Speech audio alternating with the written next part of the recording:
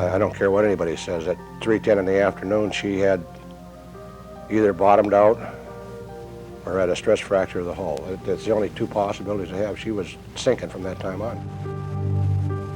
But my theory is that the water just finally built up on her, finally up in her bow, and she had so much on it, just started her down.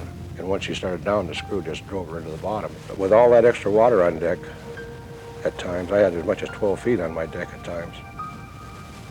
And I know my hatch crane was completely buried a few times. She was hurt. She had a starboard list. Her fence rails were down. She had a couple tanks, vent tanks missing.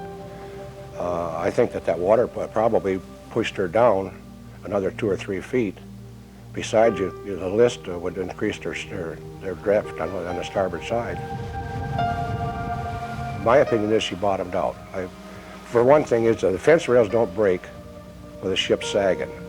They break with a ship hogging. And of course, my other theory is that he just dove under the water. I mean, he didn't even realize he was going down. Those two seas were the biggest that we ever had going down there. And it happened about 6:30 in the evening. And I just wonder if those two seas didn't catch up with the Fitzgerald. I just got to thinking about it afterwards. If those seas were that big, they rolled up his deck, and he's got a list, and the water stays up in the forward cabin, it's going to put his bow down under the water. And he said, I've got a little problem. He said, my fence rail is down.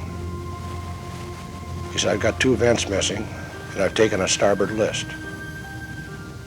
Now, an immediate list, again, tells me that he either had a stress fracture or he bottomed out. He said he had his pumps on. I asked him if he had his pumps on. He said yes. And then Morgan, as an afterthought, I said, how you doing? He said, we're holding our own. That was at 7:10. That was the last transmission we had from him. He showed no signs of panic. I mean, he was calm. So like I firmly believe, I think that he thought that ship was going to get him through. Captain Milrad, he asked me if I'd personally go back out, and I was reluctant to go, really I was. But he said there's a ship on the bottom, and I felt like saying there could be 2 if I go back, you know, but I finally decided I'd go out. We started running through a lot of debris, gas tanks, you know, like for the stoves, life preservers, oars, canisters, but no sign of anybody else. I think it was sudden and catastrophic. I mean, the ship just disappeared completely. All you had to do was pick up the phone and say, Mayday, Mayday. And there's nothing, you know. I mean, I think they were going under, and they thought it was a big wave.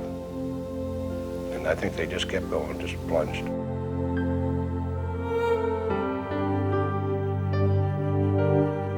I think they're probably remembered a lot more than what you realize by the ships that are still sailing.